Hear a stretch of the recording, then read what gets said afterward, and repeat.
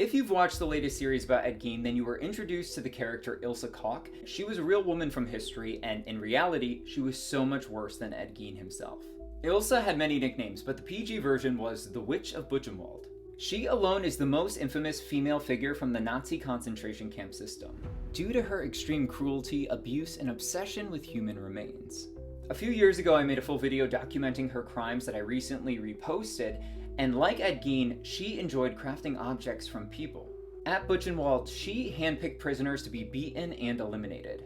She was particularly interested in tattoos, so she would have people unalived just so she could harvest their skin to make items like book covers and lamps. After the war, she was tried for her crimes against humanity, and during the trial of Ilse, gruesome evidence was on display. Pieces of tattooed human skin, a shrunken head, and preserved human organs were all presented as evidence.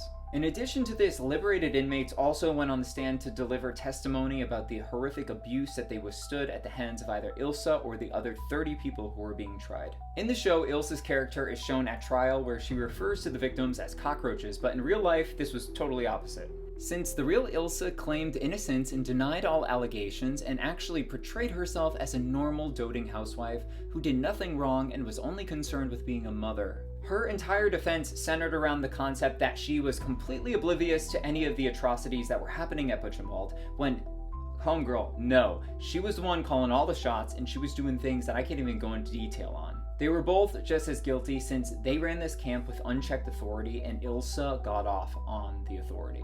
In the end, all the testimony from former inmates sealed the fate for her and the 30 others accused. Many of those people were eliminated except for Ilse. She was given a life sentence in 1947. Although in 1948, her term was reduced to only 4 years, including time served for insufficient evidence, which was complete BS. But really, she was rearrested almost immediately by West German authorities, who again found her guilty and sentenced her to life in prison in 1951. At the age of 60 in 1967, she decided to go out on her own terms in prison with the use of a bedsheet. If you're interested in learning more about the other historical figures that are brought up in the series, let me know and I could go into their backstories as well. And as always, follow along for all things interesting and horrific.